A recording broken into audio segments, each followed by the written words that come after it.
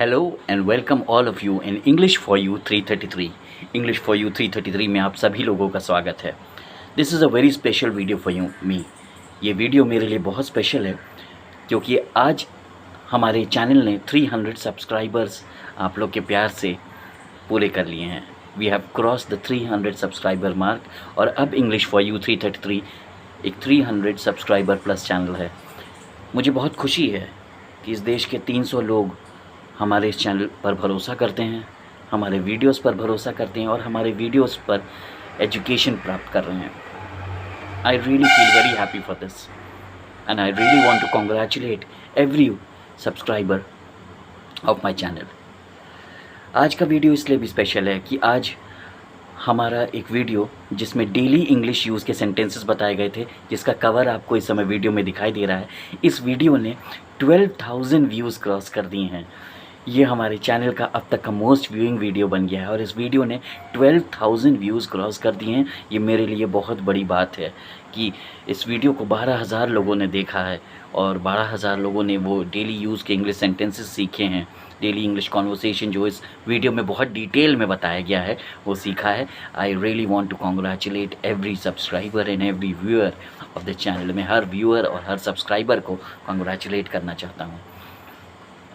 ये जो आप कवर देख रहे हैं, इस वीडियो का लिंक जो है हमारे इस वीडियो के डिस्क्रिप्शन में दिया हुआ है। अगर आपने ये वीडियो अभी तक नहीं देखा है तो आप इस वीडियो को जाकर देख सकते हैं। इसमें वो सेंटेंसेस के इंग्लिश ट्रांसलेशन बहुत अच्छे से बताए गए हैं जो हम डेली में यूज़ करते रहते हैं। She English speaking is a process, is a practice, is a practical reality. Process भी है, प्रैक्टिस भी है और एक प्रैक्टिकल रियलिटी भी है। So if you want to have a complete command in English speaking, subscribe the channel English for you 333। आप इस चैनल को सब्सक्राइब करिए और इस चैनल के वीडियोज़ को अच्छे से देखिए, डिटेल में देखिए। कोई चीज़ आपको नहीं समझ में आ रही है तो वापस रिपीट करके देखिए। कमेंट करिए, आपको कोई प्रॉब्लम होती है इंग्लिश में आप उसे कमेंट करिए। और अगर आपको वीडियो अच्छा लगता है तो वीडियो को लाइक करिए क्योंकि आप लोग के लिए ऐसे यूज़फुल वीडियोस बनाने में हमें बहुत मेहनत लगती है। आप लोग के एक लाइक से, आप लोग के सब्सक्राइब करने से, आप लोग के कमेंट करने से बहुत मोटिवेशन मिलता है जिसका कोई कंपैरिजन नहीं है। तो हमें आपके मोटिवेशन की ज़रूरत है। So keep viewing the videos, keep liking the videos और हम आपसे प्रॉमिस करते हैं कि इंग्लिश फॉर यू 333 आपके लिए और बेटर एजुकेशनल वैल्यू लाता रहेगा। So if you want to get a complete command in English speaking, if you want to get a complete command in English fluency, if you want to get a complete command in speaking English confidently, subscribe the channel English for You 333। चलिए अब आज का बहुत special video जो हमने बाढ़ पर बनाया हुआ है, जो कि आजकल पूरे देश में बाढ़ फैली हुई है, पूरे देश में बाढ़ आ रही है। तो आज का ये स्पेशल वीडियो मैंने बाढ़ पर बनाया हुआ है। इस स्पेशल वीडियो को बहुत डिटेल में पूरा कंप्लीट देखिए, राइट, ताकि आपको सिचुएशन बेस्ड इंग्लिश बोलना आने लगे। सो इस समय पूरे प्रयागराज में भयंकर बाढ़ आई हुई है। इस समय पूरे प्रयागराज में भयंकर बाढ़ आई हुई है।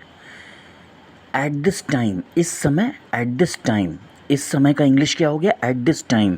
पूरे प्रयागराज में, एंटायर प्रयागराज, पूरे प्रयागराज में, एंटायर प्रयागराज। और भयंकर बाढ़, भयंकर बाढ़ का इंग्लिश क्या हो जाएगा? Terrible flood. भयंकर बाढ़ का इंग्लिश क्या हो जाएगा? Terrible flood. तो इस पूरे हिंदी सेंटेंस का इंग्लिश क्या बन जाएगा? At this time there is a terrible flood in the entire Prayagraj.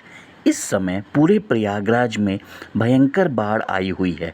Eight this time there is a terrible flood in the entire Prayagraj.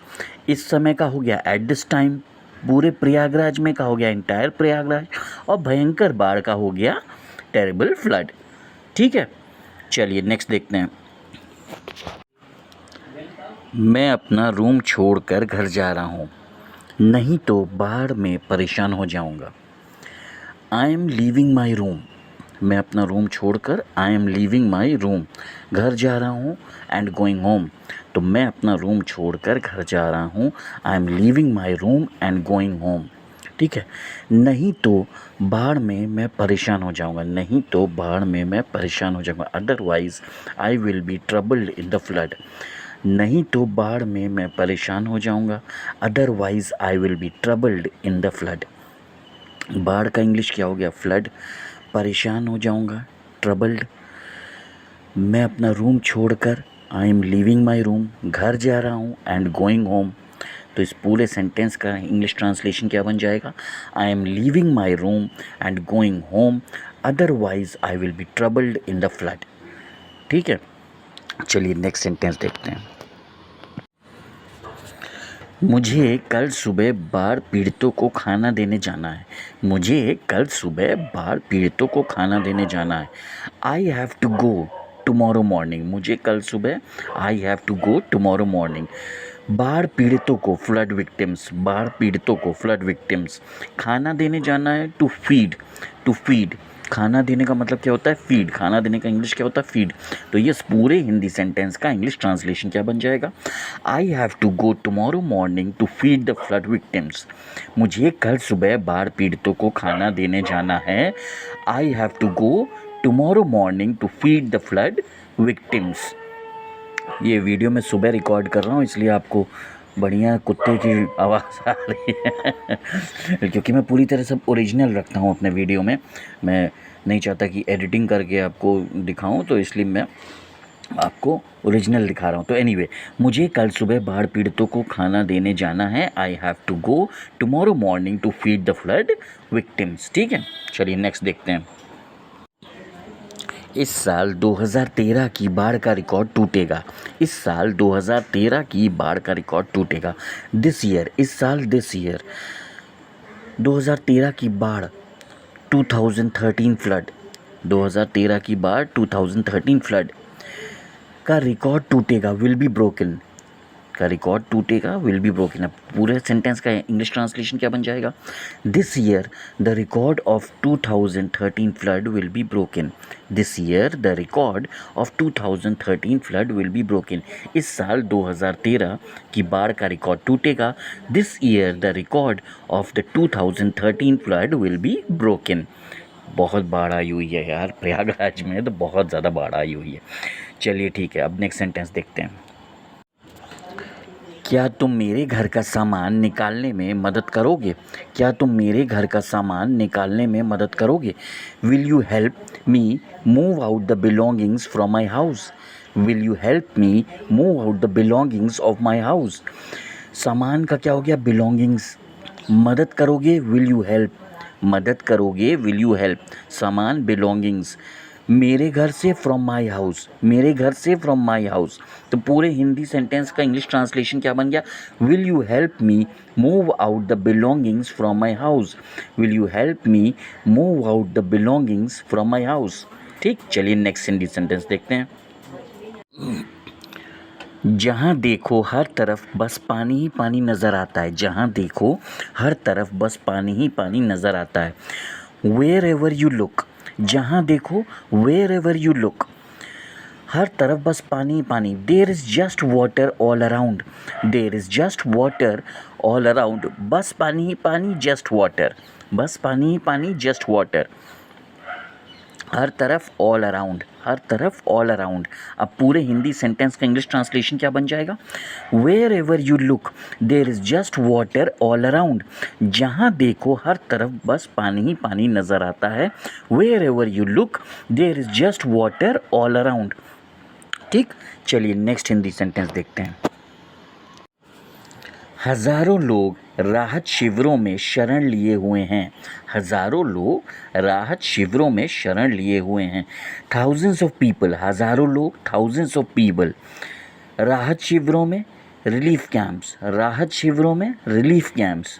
शरण लिए हुए हैं, टेकिन शेल्टर, शरण लिए हुए हैं, टेकिन शेल्टर। तो इसका पूरा हिंदी इंग्लिश ट्रांसलेशन क्या बन जाएगा? Thousands of people have taken shelter in relief camps. Thousands of people have taken shelter in relief camps. हज़ारों लोग राहत शिविरों में शरण लिए हुए हैं। Thousands of people have taken shelter in relief camps. बहुत सारे रिलीफ कैंप्स यहाँ बने हैं प्रयागराज में, और बहुत ही मतलब कष्ट का समय है। भगवान सबका कष्ट काटे।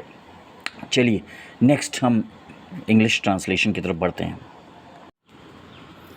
कहीं 1978 की बाढ़ का रिकॉर्ड न टूट जाए, कहीं 1978 की बाढ़ का रिकॉर्ड न टूट जाए।